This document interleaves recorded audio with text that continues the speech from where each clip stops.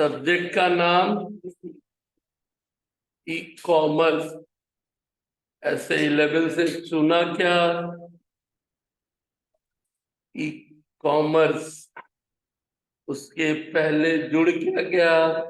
ई ई ई का मतलब अब ये तो बताना नहीं है कि ये है क्या। आजकल सब्जेक्ट नो डाउट बहुत बड़ा है, बहुत टेक्निकल टर्म से अब हम लोग तो उस सब्जेक्ट के उतने परफेक्ट नहीं है जानकर।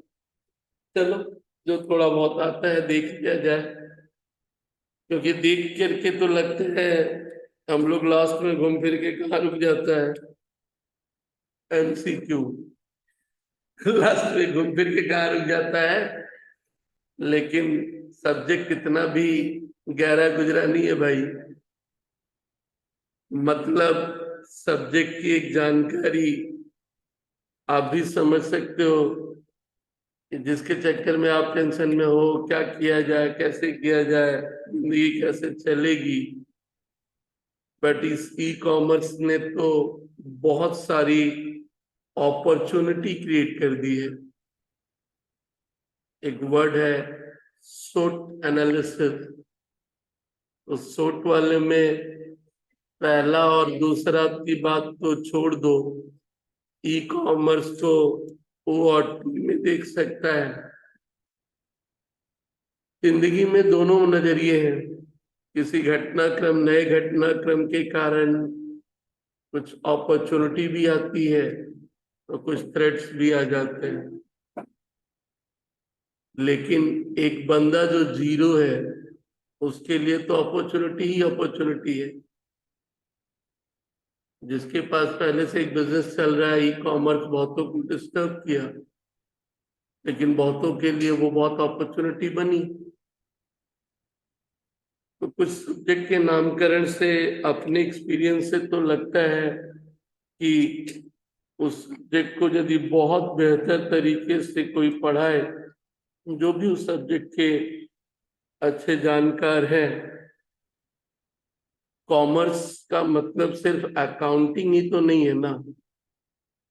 कॉमर्स का मतलब सिर्फ अकाउंटिंग ही नहीं है, कॉस्टिंग ही नहीं है, टैक्सेशन ही नहीं है।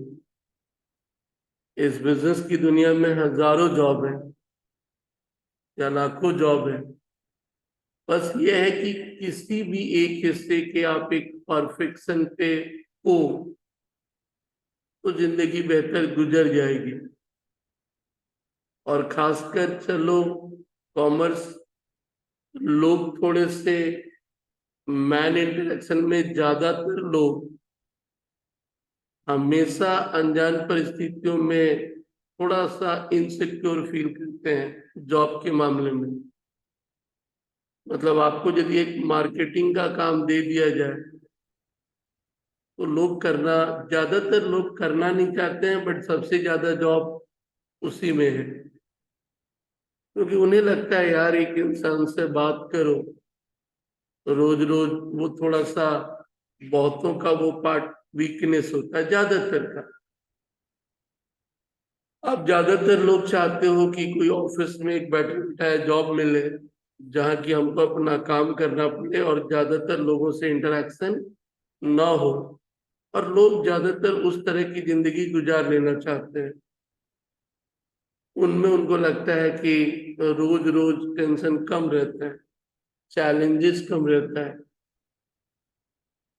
तो मार्केटिंग यानी उस कॉमर्स की दुनिया में जो जॉब ढूंढते हो, चलो फिजिकल मार्केटिंग में तो फिर भी एक डर सा रहता है, बट यदि ऑनलाइन मार्केटिंग में हो तो ज्यादा टेंशन नहीं होता है। हाँ, टारगेट तो रहेगा ही, लेकिन कोई घर के सामने, तुम्हारे मुंह के सामने तुमसे कोई बात न करे, दरवाजा बंद कर ले या तुमसे वेट कराए। मतलब एक प्रोडक्ट मार्केटिंग में किसी दुकान वाले को भी जा रहे हो बेचने, और आप एक नई कंपनी हो जिसे कोई नहीं जानता है, तो दुकान वाला भी बैठा देता है, बोलता बैठो हमको सारा कस्टमर पहले डील करने दे दो, फिर तुमसे क्या करेंगे, बात करेंगे। या नहीं भी करता है बात कि तुम्हारा प्रोडक्ट हम नहीं बेचेंगे। तो मार्केटिंग एक चैलेंज तो है, लेकिन वही बड़ी कंपनियों का सेल्समैन जाता है तो वही होता है कि ऑलरेडी मार्केट एस्टेब्लिश है, नखरा वाला है, कस्टमर बाद में छोड़ना, पहले हमको छोड़ दो, ऑर्डर जो देना दो, क्योंकि तुम भी डरते हो यार, किसी का प्रोडक्ट तो ज्यादा बेचते हैं और इसका एक फिक्स टाइम है, फिर वो बाद में आएगा। तो मार्केटिंग अब रहा कि जब दुनिया ये डायनामिक है तो ये सब्जेक्ट भी लगा, जो लोग भी सिलेबस सेट करने वाले हैं कि जब तुम्हें कॉमर्स पढ़ाना ही है तो बिजनेस की हर एक हरकत को वो क्या करे, पढ़ाए, जिनसे बिजनेस का एक क्या है, रिलेशन है। कभी लगता है आईटी यानी कंप्यूटर क्यों, वो सारा चीज तो बिजनेस का चला ही किस पे गया, आईटी और कंप्यूटर पे। तो फिर तो आधा अधूरा रह जाओगे बिजनेस की दुनिया में। तो जितने भी सिलेबस में है, लोग बोलते हैं फिर मैथ क्यों, कुछ मैथमेटिकल कैलकुलेशन है उस बिजनेस का, जहां जहां उसका यूज है, इसलिए वो भी सिखाया जाता है। क्योंकि जो लोग सिलेबस सेट कर रहे हैं वो एक्सपीरियंस लोग हैं, उन्हें मालूम है कि यदि बंदा कॉमर्स लिया है तो उसको क्या क्या सिखाना जरूरी, और जो जितना बेहतर समझा उसने सिलेबस भी बढ़िया सेट किया। और बात सिलेबस को चलो सेट कर लेते हैं वो बढ़िया, लेकिन वही है कि एग्जीक्यूट कराना, बताना, सिखाना, वो कहीं ना कहीं सिस्टम में प्रॉब्लम है। क्योंकि जब सब्जेक्ट को मैं देखता हूँ अपने एक्सपीरियंस पे तो लगता है यार बहुत बढ़िया सिलेबस है, सिलेबस में तो मुझे कहीं कोई दोष नहीं दिखता है। दोष दो जगह दिखता है मुझे, एक जब वो पढ़ा या सिखा रहे हैं तब सिलेबस बढ़िया है, लेकिन सिखाना भी तो बढ़िया है, उसको कराने का तरीका भी क्या होना चाहिए, सही तरीके से हो तो बच्चा सीखेगा ना। एक प्रैक्टिकल ओरिएंटेड, लाइवली ओरिएंटेड, वो उसे सिखाते वक्त बहुत ही थ्योरेटिकल वे में सिखा देते हैं, किसी को इंटरेस्ट ही नहीं आता है, जब तक कि खासकर किसी एक बच्चे का पर्सनल इंटरेस्ट ना हो। तो वो अपने स्तर पे खुद से जो देखता है। बट आज के दौर में जो सेमेस्टर के शुरुआत में ही कहा था कि ये एक बेहतर सब्जेक्ट है, जिसे सीखोगे तो अपने लिए अपने आप को एक स्ट्रेंथ पोजीशन में डाल सकते हो, सीखते सीखते प्रैक्टिकली कुछ देखते जाओगे तो मुझे लगता है कि एक सब्जेक्ट, ऑब्वियसली बात कॉस्ट की आ जाती है, कि यदि उसे एक प्रैक्टिकल नजरिए से पढ़ाया जाए तो ये भी उसका एक स्ट्रेंथ हो जाएगा। तो एक जगह तो मुझे लगता है उनके सिखाने के तरीके में प्रॉब्लम, सब्जेक्ट बढ़िया, चीज बढ़िया, बट जब हम दे रहे हैं तो वो इतना ही बकवास और गंदे तरीके से दिए कि अगले का उसमें कोई इंटरेस्ट ही नहीं आया। और दूसरा जगह दोष है उससे रिलेटेड, जो वो एग्जाम लेते हैं, यानी पेपर सेट करना, एक मोड ऑफ एग्जाम,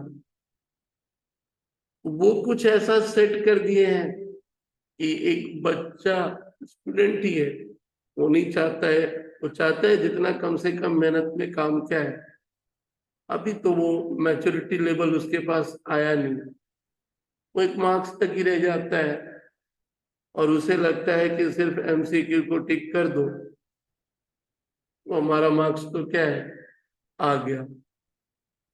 बट वो क्या है, क्यों है, एक पेपर ही ऐसा इंसान सेट करे, या उसका एग्जाम जिसको हम लोग कहते हैं इवैल्यूएशन सिस्टम, सिखा तो दिए लेकिन उसके इवैल्यूएशन का तरीका भी साइंटिफिक होना चाहिए।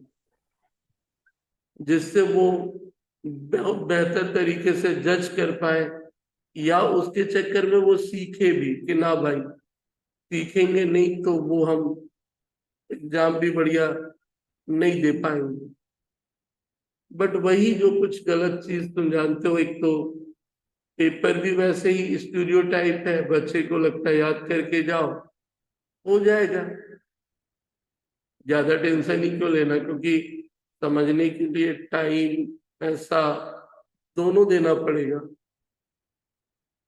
तो कहीं ना कहीं सारे सिलेबस को देखने के बाद लगता था, जब पहली बार देखा कि सिलेबस तो बहुत बढ़िया है, बट वही कराने के तरीके ने उसे बहुत गंदा कर दिया, इवैल्यूएशन। और इसीलिए भले ही ये पढ़ाने जा रहा हूँ, ठीक है, मैंने कहा बस जो थोड़ा प्रैक्टिकली जानता हूँ, देखा हूँ, वही डिस्कस करूंगा। लेकिन बहुत टेक्निकल वर्ड्स हैं जो कि मेरा कोर एरिया नहीं है, तो बहुत बेहतर नहीं भी जानता हूँ। हाँ, तुम उसे अपने ऑनलाइन में यदि देख लो, उसे प्रैक्टिकली, तो और बढ़िया होगा कि वो एग्जैक्टली क्या है वो चीज।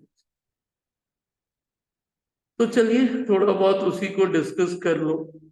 बात तो अपनी जगह पे है, लेकिन सब्जेक्ट को देखने के बाद तुम्हारी छोड़ दो, मेरे मन में एक लालच सा आ जाता है, भाई सब्जेक्ट है, पढ़ो, कुछ सीखने को मिलेगा।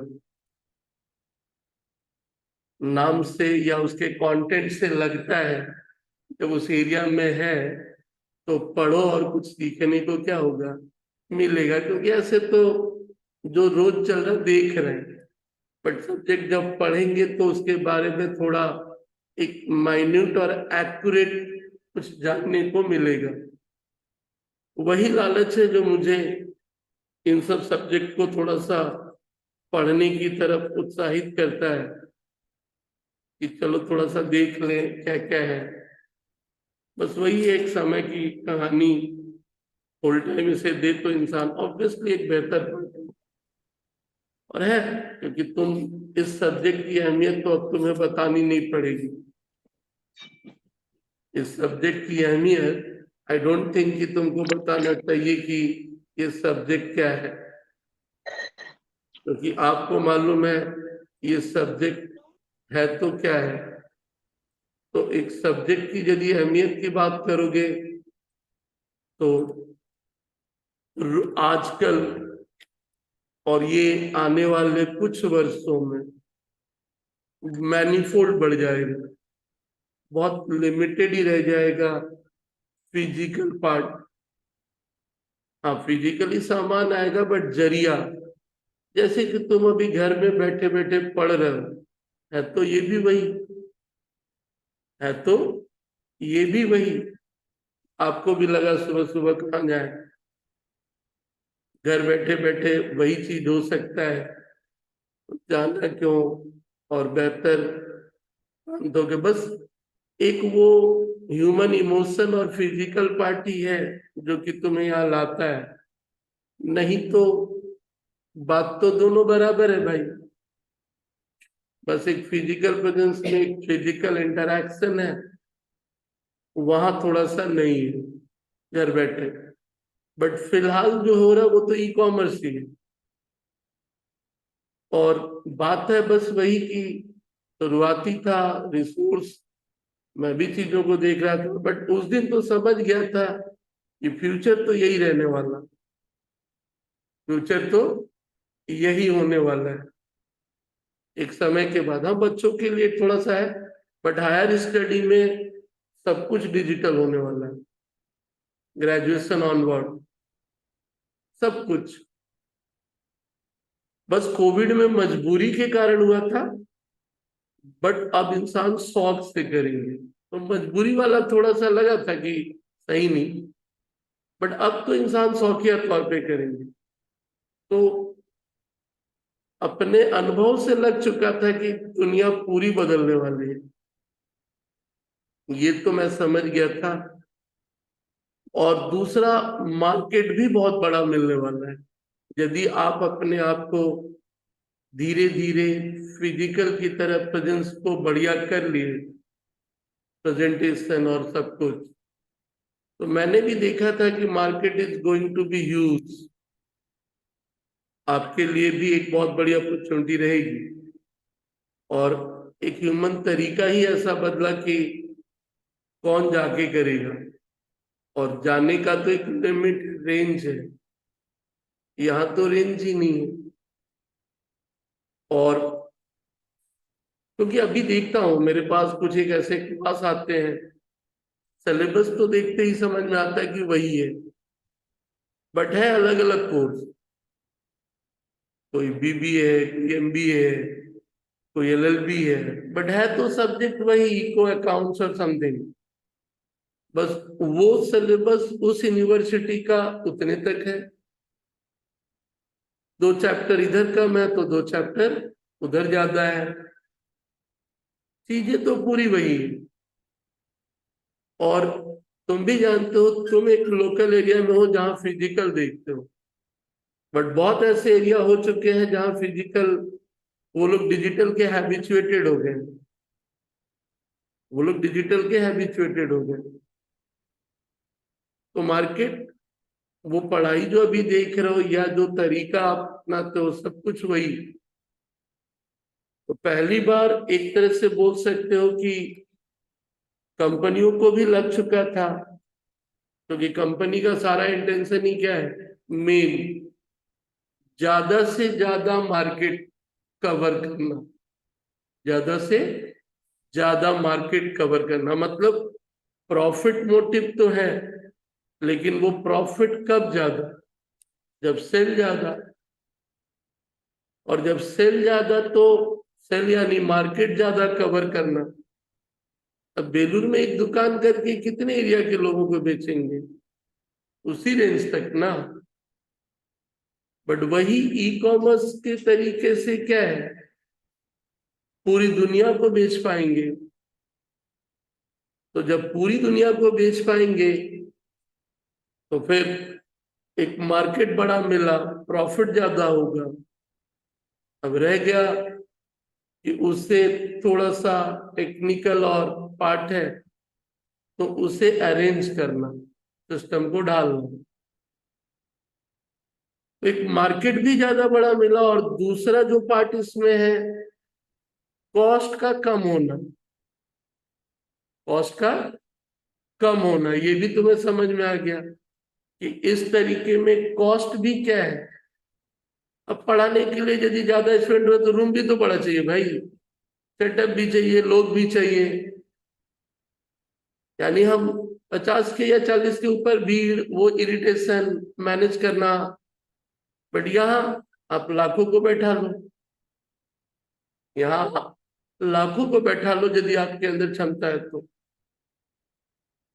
कॉस्ट भी कम है। और कॉस्ट कम होने से आप अपने प्रोडक्ट के प्राइस को भी कम कर सकते हो, तभी ऑनलाइन के प्रोडक्ट में डिस्काउंट होता है, क्योंकि उनका कॉस्ट क्या है। एक सिंपल भाषा में, एक कंपनी को स्टोर खोलना होगा तो वो भाड़े पे जगह लो, उसके बाद उस स्टोर को इंटीरियर सजाना,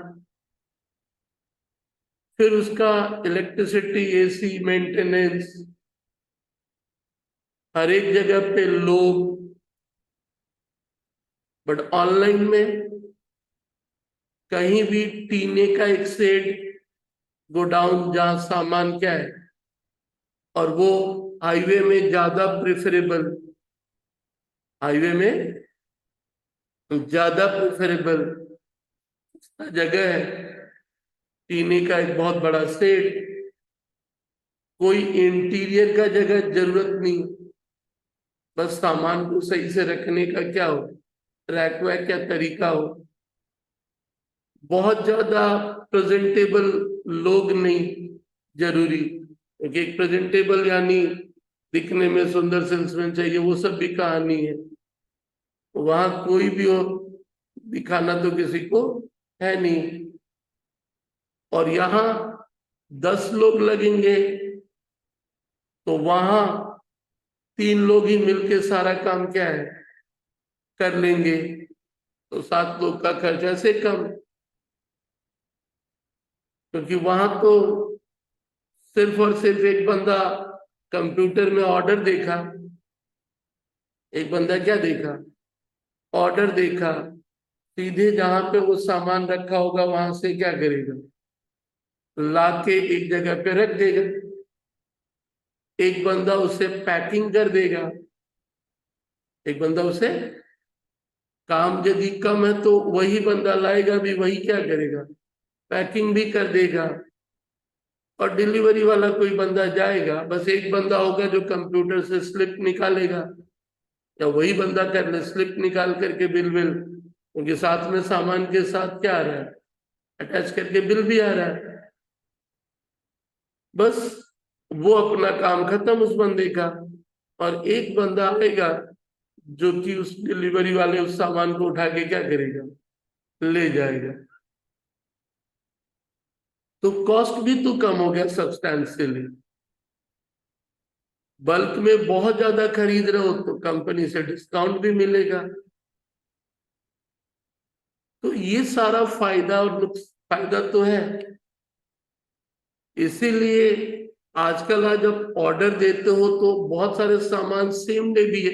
10 मिनट 15 मिनट वाला वादा तो वो कर ही रहे हैं, आधा घंटा वाला, आधा एक घंटा वाला वादा तो वो कर ही रहे हैं, क्योंकि उनको कभी कभी लगता था कि कस्टमर को लगता अभी चाहिए, तो फिर वो लोग 30 मिनट्स 1 आवर वाला कंसेप्ट क्या किए, ले आए। हाँ, लेकिन फिर उसमें उनका कॉस्ट बढ़ गया क्योंकि आसपास सेटअप चाहिए। लेकिन यदि वो जरूरत तुम्हारी नहीं है कि भाई मुझे नेक्स्ट डे ही दे चलेगा, तो पहले तो सामान ज्यादा भी लगता था, बट आजकल तो नेक्स्ट डे डिलीवरी हो जाता है, जो कॉमन आइटम है, कॉमन आइटम में जो ज्यादा चलता है। क्योंकि उनको लगता है ये रोज बिक रहा है, तो एक काम करो, मेरे ख्याल से जब अमेजोन से मंगाओगे तो देखना एड्रेस, वो बिलिंग कहाँ से हुआ है, वो बिलिंग कहाँ से हुआ है। तो आप मोस्टली वो बिलिंग पाओगे अमेजन वाला, जैसे कि फोकस कंज्यूमर प्रोडक्ट प्राइवेट, वो है उलबेड़िया, हावड़ा में। यानी बॉम्बे और दिल्ली रोड के हाईवे का कोई एक एड्रेस क्या होगा, शिपिंग एड्रेस तुम्हें मिलेगा। और वो एड्रेस इसलिए बिकॉज उनका लॉरी वाला भी सामान लाके वहीं पे क्या करता है, सामान बड़े बड़े लॉरी और कंटेनर से आ रहा है, तो उनको बल्क में मंगाना पड़ रहा है। तो अब मैं बेलूर या लोकल एरिया में हूं तो बड़ा गाड़ी तो आएगा ही नहीं, हाईवे पे है तो बड़ा बड़ा गाड़ी सीधे जाके वहां पे क्या करता है, उतार देता है, फिर गोडाउन में ही खाली हो गया। बस उसको सही से वहां पे एक बहुत बड़ा एरिया में उसे अरेंज भी कर लेते हैं। और फिर ई कॉमर्स का कहानी है, कंप्यूटर के टर्मिनल पे उनको क्या है, दिख जाता ऑर्डर, तुम जैसे ही ऑर्डर मारोगे उनके यहाँ ऑर्डर क्या हुआ, रिफ्लेक्ट हो गया। और ऑर्डर रिफ्लेक्ट होते ही इमीडिएटली वो उसको क्या कर रहे हैं, पैक कर ले रहे हैं। और इमीडिएटली पैक करते ही जब ये काम बढ़ गया है, तो पहले था कि दिन में एक बार गाड़ी निकलेगी, बट अभी तो हर एक घंटे उनकी गाड़ी क्या है,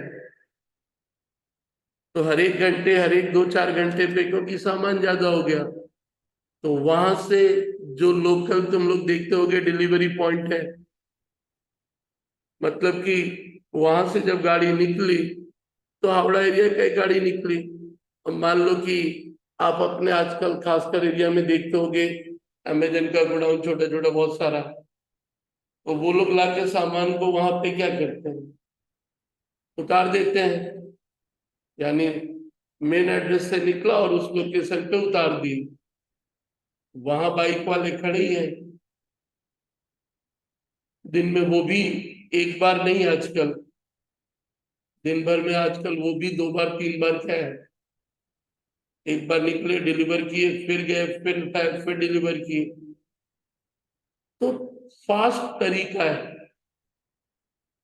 अब रहा कि इस प्रोसेस को यदि आप बेहतर समझ पाए एक्सपीरियंस कर पाए, तो नेचुरल है कि तुम भी कभी ऐसे काम में इन्वॉल्व हुए। खुद का काम रहा तो खुद भी, और नहीं तो कहीं नौकरी भी कर रहे हो तो आप बेहतर कर रहे हो, और इसलिए वहां अपॉर्चुनिटी भी है। तो ई कॉमर्स यानी इलेक्ट्रॉनिक कॉमर्स, लेकिन उससे भी बड़ा पहला वर्ड है e business. E commerce and business कभी कभी एक छोटा सा कंफ्यूजन हो जाता है, बट ई बिजनेस थोड़ा सा बड़ा है। ई बिजनेस हो गया पूरा का पूरा बिजनेस को ही इलेक्ट्रॉनिकली क्या करना, मैनेज करना, पूरा का पूरा बिजनेस ही। यानी ई बिजनेस का मतलब ही हो गया what, administration of conducting the business by a what, सब कुछ। ई कॉमर्स का एक छोटा टुकड़ा भी हो जाता है कि सिर्फ बेचना खरीदना, पूरे धंधे को इलेक्ट्रॉनिकली डाल देना।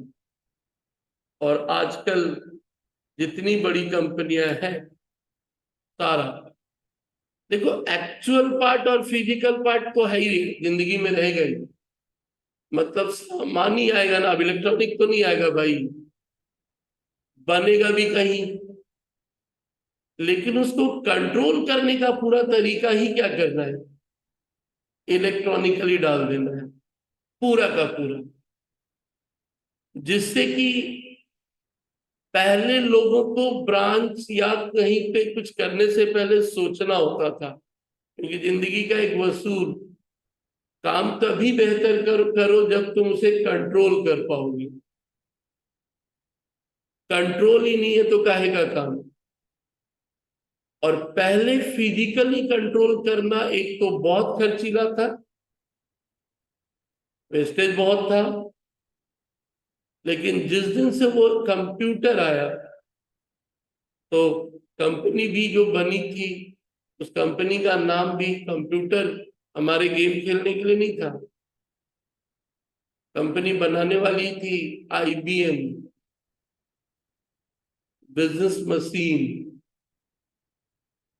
क्या था, इंटरनेशनल, यदि मैं चाहूं उनको एक्सप्लेन करूं तो उनका हो सके नामकरण के पीछे होगा इंटरनेशनल वर्ड बिजनेस मशीन। यानी बिजनेस, कोई भी चीज ध्यान रखना, यदि पहली बार डेवलप होता है तो सबसे पहला यूज दो जगह दिखा जाता है। एक मिलिट्री वाले, क्योंकि उनको लड़ाई के लिए क्या होता है, जरूरी होता है। तो या तो तुझे उसका यूज सबसे पहले कोई करता हुआ मिलेगा तो मिलिट्री वाला, या फिर उसे यूज करता हुआ कोई पहला बंदा मिलेगा तो बिजनेस वाला। उसके बाद लोग पर्सनल इधर उधर का यूज क्या है, चालू कर देते हैं। लेकिन फर्स्ट टाइम कोई चीज बनाई जाती है तो ये दोनों के द्वारा, और फिर उसको देख लिया जाता है कि इसका मल्टीपल यूज है तो दूसरी जगह भी क्या करो, यूज करो। तो ये दोनों जगह, कंप्यूटर का सबसे बड़ा यूज तो वॉर में होता है, और आजकल तो एक वॉर को लड़ाई लड़े बिना भी साइबर वॉर के द्वारा जीत लेंगे। आपके पूरे सिस्टम को यदि वो डिस्टर्ब कर दे, हैक कर दे, जो भी, तो तुम्हारा सारा सिस्टम ही फेलियर हो जाएगा, तुम कुछ भी नहीं कर पाओगे। इसीलिए उस पे आजकल उनका ज्यादा खर्च है, सिस्टम पे। अब रहा बिजनेस में उसका यूज, तो जो जो डिवाइस बना मोस्टली बिजनेस वाले ने पहले अपने लिए बनाए, फिर वो बेचने की बात करने की चालू किया। पहले लगा देख ले भाई हम खुद ही यूज कर पाएंगे। जैसे कभी एक कार बनाने का तरीका बताते थे, कार बनाने के तरीके में जब उस मशीन को आप देखते थे तो आपको भी लगता था कि यार ये है क्या, मतलब कि एक अभी कार बन रहा है या जो भी है।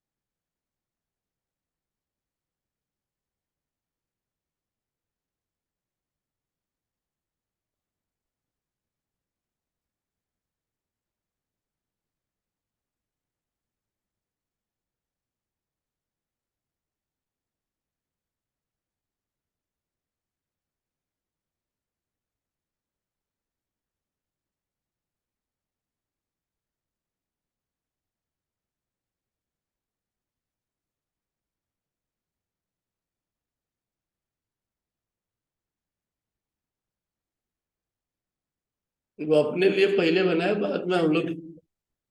वो अपने लिए पहले बनाया, वो कार देना था, लेकिन हमको बनाने के लिए पहले मशीन क्या है, बना ले।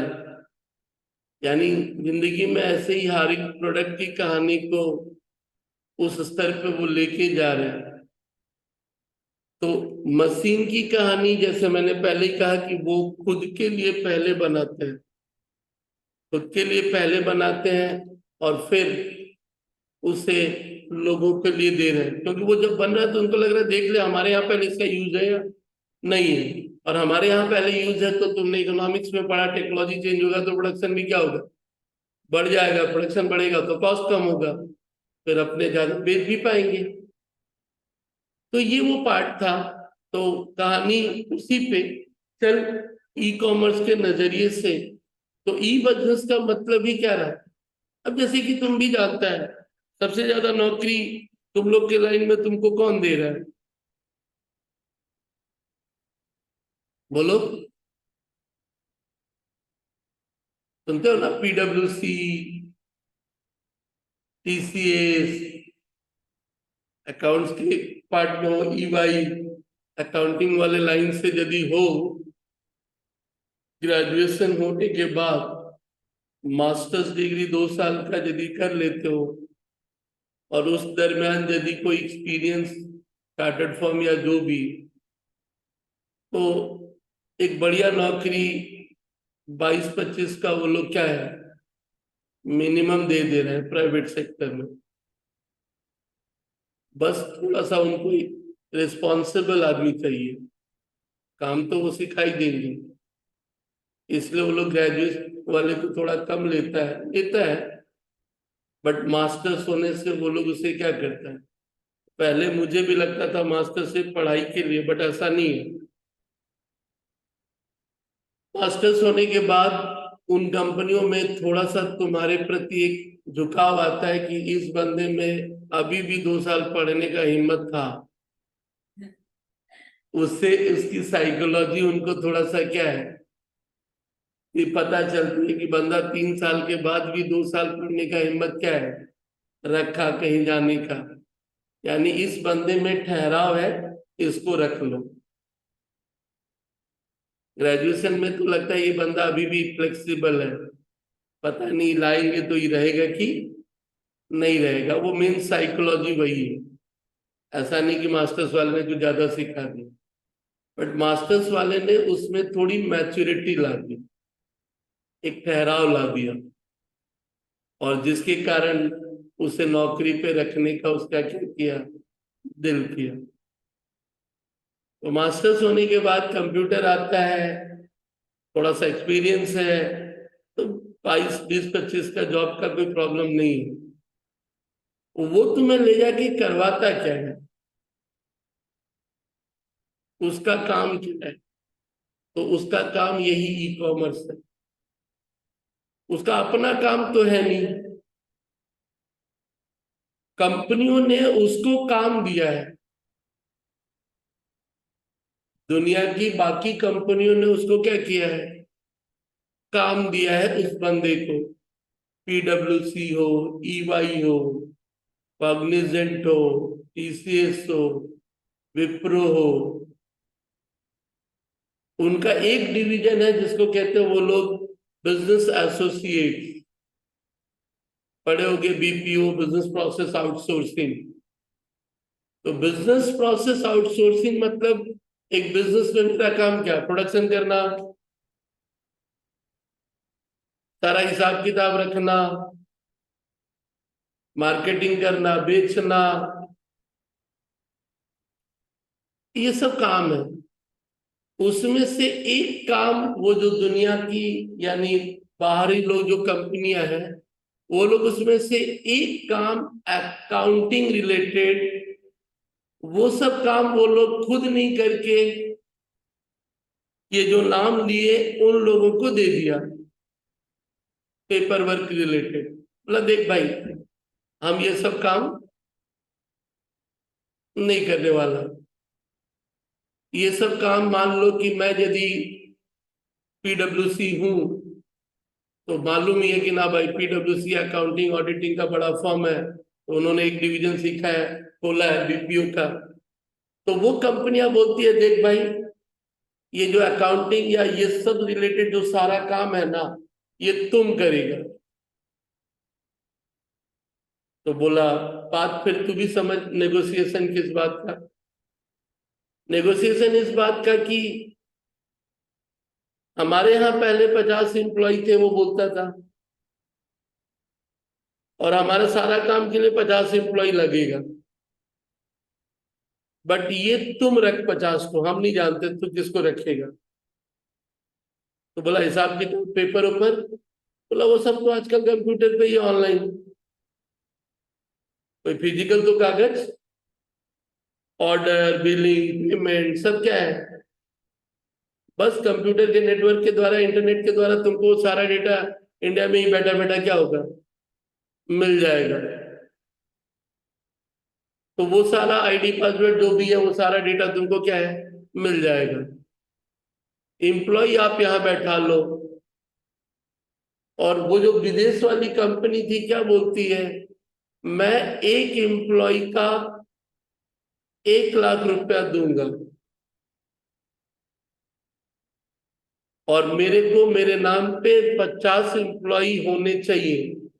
मेरा काम बड़ा है तो 50, और हमको कभी भी कुछ जरूरत पड़े तो हम वहां से वही मेल के द्वारा, फोन के द्वारा क्या करेंगे, पूछ लेंगे।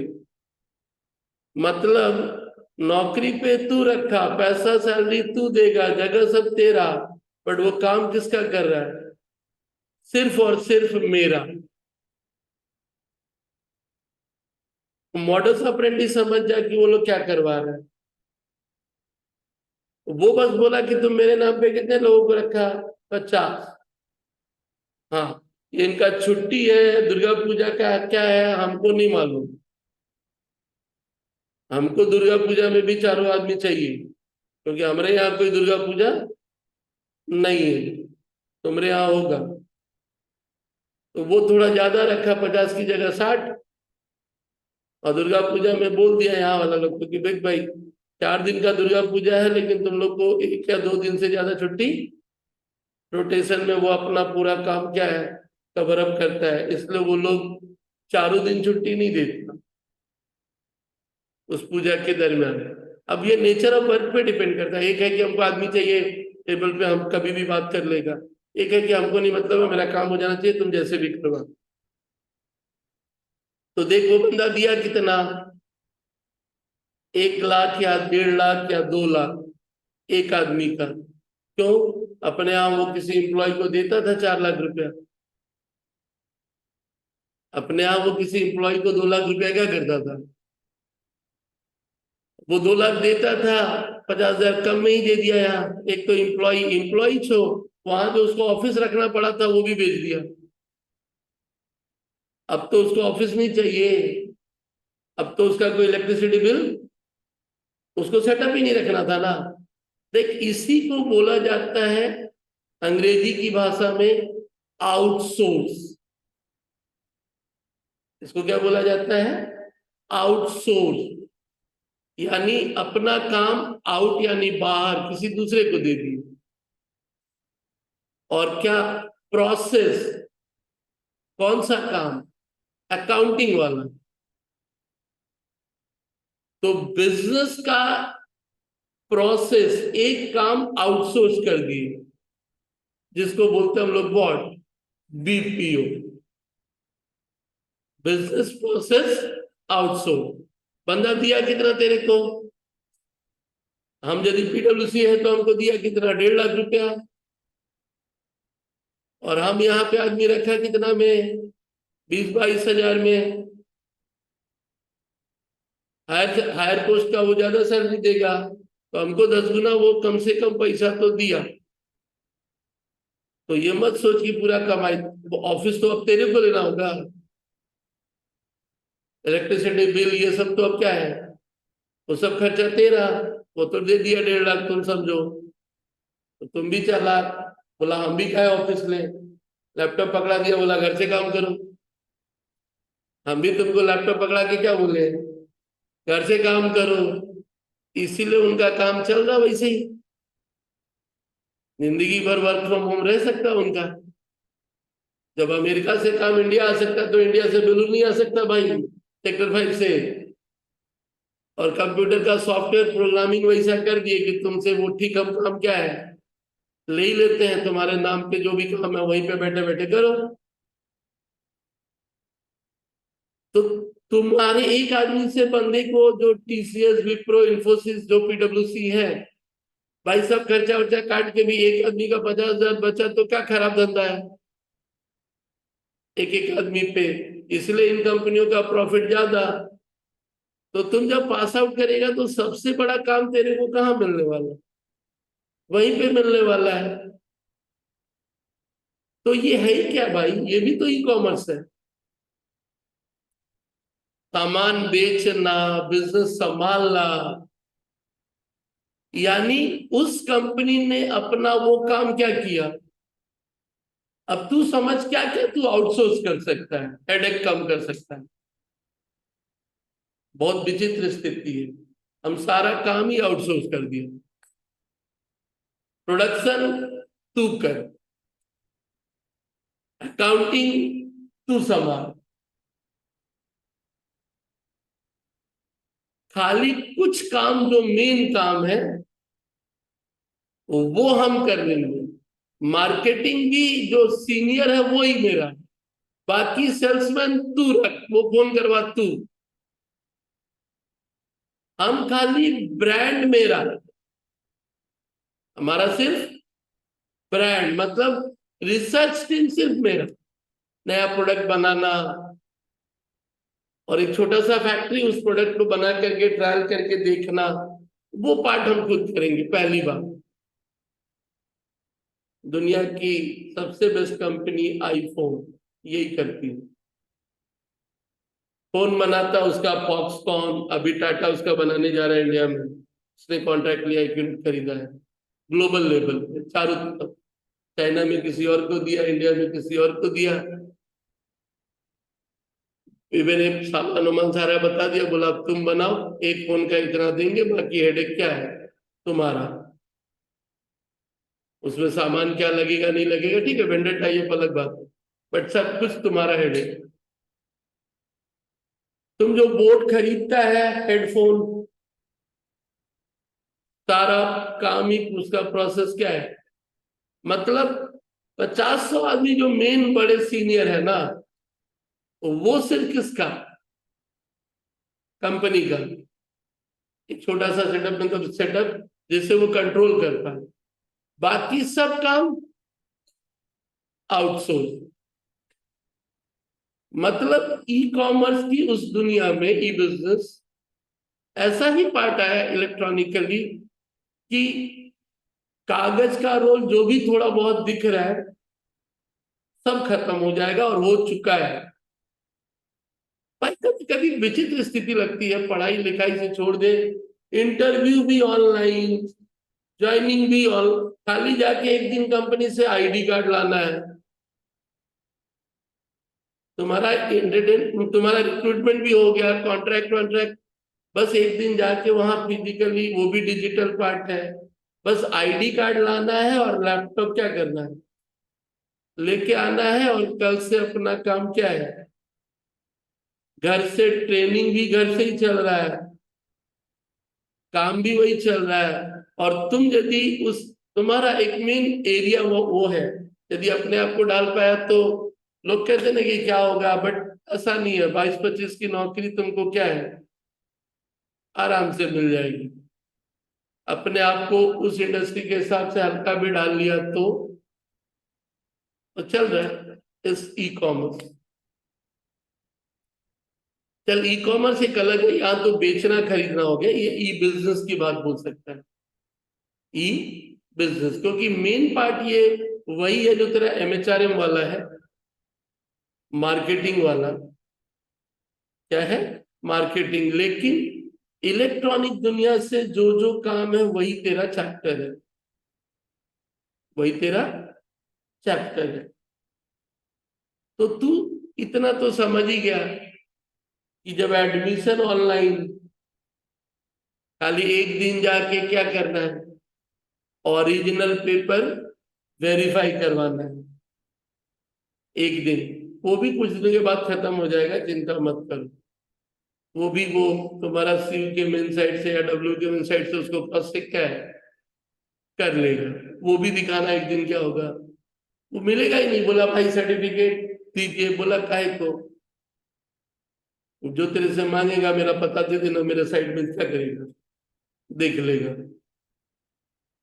क्योंकि हाथ में जाएगा तो तू डुप्लीकेट बना देगा, 70 का 90 कर देगा, तो तुमको देंगे ही नहीं। तो जब एडमिशन सब कुछ हो गया, खाली कॉलेज करने जाना है, वो भी कुछ कॉलेज ऐसे हैं, मणिपाल यूनिवर्सिटी, हमको हम बोला एक भी फिजिकल क्लास नहीं होगा, एक भी एग्जाम फिजिकल नहीं होगा, सब ऑनलाइन। मणिपाल यूनिवर्सिटी मास्टर्स, कुछ भी फिजिकल नहीं, पढ़ाई से लेके एग्जाम सब कुछ घर से ही दो, सेंटर भी नहीं भेजने वाले हमको कि सेंटर पे जाओ,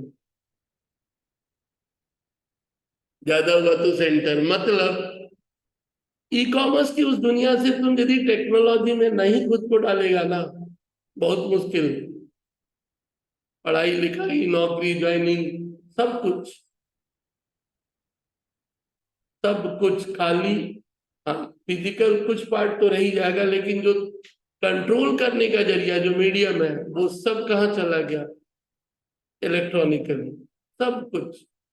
सरकारी काम, इनकम टैक्स जमा करना है, पहले जाके लाइन लगाते थे 10 बजे से लास्ट डेट में, साला लाइन आता था 4 घंटा बाद, मारपीट हुआ अलग, लास्ट डेट में दो चार ठो अपना फाड़ा से भी उठा के ले गया, चल भाई 50 रुपया देंगे, खाली जाके तेरे को क्या करना है, लाइन लगाना है, क्योंकि हम बाद में रिटर्न भर के आएंगे, अब लाइन में तू रहेगा तभी तो हम उस जगह पे खड़ा होके क्या करेंगे, या फिर हम ही जब लाइन लगाएंगे तो फिर काम कौन करेगा। तो कुछ लोग तो उसलिए भी थे, सर भी बोल तुझे दो चार ठो को ले आना, लाइन तो लगाएगा, आज कोई कागज का कहानी नहीं। टैक्स जमा करने इतना झंझट, पहले तो हाथ से बनाओ return, PL balance sheet computation, फिर टाइप करवाओ, फिर मिलाओ, फिर आईटीआर फॉर्म भरो, फिर उसके बाद टैक्स पेमेंट आरबीआई जाओ बैंक में, वहां 2 घंटा लाइन दो, टैक्स पेमेंट करके उसका चालान लो, चालान लगा के रिटर्न में लगाओ, फिर उसके बाद जमा करने इनकम टैक्स डिपार्टमेंट जाओ। आज बैठे बैठे क्लिक, जमा हो गया, उसका रेफरेंस नंबर मारा, रिटर्न जमा हो गया। ये तो दुनिया है, बदली है। मेरे होशो हवास में, मेरे होशो हवास में मैंने जो देखा है ये बदली है, अब पता नहीं और कितना बदलेगा। आज आप आराम से फॉर्म भर देते हो एग्जाम का, 4 घंटा लाइन लगा के मारपीट करते थे हम लोग गेट दरवाजा एकदम कॉलेज के पास, आगे पीछे। यूनियन वाला लोग उसी का पैसा ले लेता था, 200 रुपया दे, तेरा लाइन क्या करेंगे, आगे कर देंगे। और उससे भी हद था हमारे जमाने में, तो फिर भी हम लोग कॉलेज सुबह जाके लाइन लगाते थे। एक दिन पूछे एक लोग को, कहा भाई? तो सर रात कहा, 11-12 बजे। तो उमेश चंद कॉलेज के पास ताश खेल रहे। तो बोले मतलब? बोला वो कल फॉर्म लेना है ना, तो रात को ही आ गया हम लोग। हम लोग रात को ही आ गया। बोला सुबह सुबह आएगा, फिर लेट हो जाएगा, लाइन लंबा चला जाता। तो हम लोग 4, 10, 12 दोस्त था, तो रात को ही पहुंच गया एक खा पी के 11 बजे। कॉलेज स्कूल में बैठ के ताश खेल रहा कॉलेज के पास। तो मैं समझे ये भी एक तो दौर था भाई। अभी तो कॉलेज वाला साइड पे ही लिख देता कि भूल के भी मत आना गेट पे, भूल के भी गेट पे मत आएगा तू। देख वो दौर देखा हूं, मजा था उसमें। आज के दौर में सब डिजिटल है, वो मजा नहीं है भाई। पहले तो फॉर्म उठाया, उठाना बड़ा सरदर्द। अब 10, 5, 4 कॉलेज से फॉर्म उठाने का मतलब है 4 दिन किया, वो भी मिलेगा कि नहीं जो भी है। उसके बाद उसको सबमिट किया भर भर के बढ़िया से, फिर इंतजार किया लिस्ट का, तो लिस्ट देखने के लिए फिर कॉलेज में जाके मारपीट किया, तो दीवार में चिपकाया, भाई तेरा नाम आया कि नहीं आया। फिर चल फॉर्म जमा किया, एडमिशन फॉर्म, पैसा जाके ले जाके जमा किया। आजकल लिस्ट निकलता है, बोलता है कल 2 बजे तक जमा करो, नहीं तो फिर तो लिस्ट निकलेगा, सब कहानी वही खत्म। इलेक्ट्रॉनिकली एवरीथिंग, जिंदगी का हर एक चीज, बस खाना चावल दाल ओरिजिनल है, वो इलेक्ट्रॉनिकली होने वाला। अब पता नहीं, हमको कभी कभी डर लगता था शरीर में एक तो चिप लगा देगा, बोलेगा वो भी मत खाओ। कभी कभी लगता है कोई ठीक नहीं है भाई, कुछ भी हो सकता है कि एक बॉडी को एनर्जी चाहिए ना। कहीं एक दिन पता चला कि कोई चिप बना लिया लोग, और उसी से एनर्जी क्या होता है, सर्कुलेट हो जाता है, तो कोई कोई अचंभा वाला कहानी निकल क्या होगा। वो जो कार में इतना सारा इंजन विंजन था, सब तो बदल ही दिया इलेक्ट्रिक कार वाले में। है ही कहाँ कुछ उसमें। लिथियम का बैटरी जैसे अपने मोबाइल में, पहले तो साला बैटरी निकाल के चार्ज करते थे हम लोग, बैटरी को निकाल करके भी, मतलब एक तो एक्स्ट्रा खरीदता था आदमी। आजकल कभी खोलोगे और उस बैटरी को देखोगे तो लगेगा ये बैटरी है, पूरा मोड़ मार के एकदम गोल सा हो जाता है लिथियम, फिर उसको चपेट कर देता है सपाट। यानी वो एनर्जी का सोर्स देख ले क्या है लिथियम। बैटरी बदलते थे, 5 साल से बैटरी आप वही चलाते हो, उस लिथियम में पावर उतना है। तो वैसे ही शरीर में एक तो चिप लगा देगा, बोलेगा खाना पीना करने का जरूरत नहीं है, एक तो प्लग दे देगा, बैटरी में लगा दो चार्ज हो जाएगा। कोई ठीक है भाई, कल की तारीख में कुछ भी हो, इमेजिनेशन है भाई, कुछ भी, इंसान का कोई दिमाग खराब नहीं है, ये लोग कुछ भी कर लेगा। लगा तो दिया ये भाई, हार्ट में क्या लगा है, बैटरी लगा ना, एक तो पंप करता ही है भाई। ऐसा क्या है, बाईपास सर्जरी में तुम्हारे हार्ट के अंदर एक मशीन को क्या किया गया है, लगा दिया गया है, और वो मशीन चलती है तुम्हारी दिल की धड़कन को, नहीं तो गए तुम। तो बाईपास सर्जरी, हार्ट सर्जरी आखिर है ही क्या, तो मशीन ही इंसान को तो रख ही रहा भाई। अब रहा कि वो कितना इन्वेंशन और करेंगे, लास्ट कहां तक जाएगा मुझे भी नहीं मालूम। बट इंसान है, वो कुछ ना कुछ तो दिमाग क्या है, लगाएगा। ऑलरेडी खाना पीना को तो बदल ही दिया, बोला काहे चावल दाल खा रहे हो, टैबलेट खा लो, 3 बार एनर्जी रहेगा, रिवाइटल। आखिर इतना सामान क्यों कंज्यूम कर रहे हो, ये 2-4 कैप्सूल खा लो, ऑलरेडी हो चुका है। ये 2-4 कैप्सूल से तुमको अब तुम्हारी एनर्जी क्या होगी, मिल जाएगी। अब उसको कहीं इलेक्ट्रॉनिकली डाल दिया तो देखा कि शरीर भी इलेक्ट्रॉनिकली हो गया। अब लगता है फिजिकल डिजिटल लास्ट कहां तक रुकना है। चल, ई कॉमर्स के टेक्निकल टर्म्स पे आऊंगा, लेकिन वही आईबीएम, जैसे मैंने कहा, पहली बार 1970 में उस कंपनी ने क्या किया था, पहली कंपनी थी जिसने इलेक्ट्रॉनिकली करने का सोचा था। क्यों, वही बोली, जब हम दुनिया वाले को मशीन देगा तो पहले अपना ही धंधा में क्या करें, मशीन का यूज करें। क्योंकि कोई भी आके बोलेगा, ये सामान, बोलेंगे ये सामान लो, बोला क्या होगा, बोला ये ऐसे होगा, बोला हवा में खाली, बोला देखो हम भी करता है, हम भी करता है।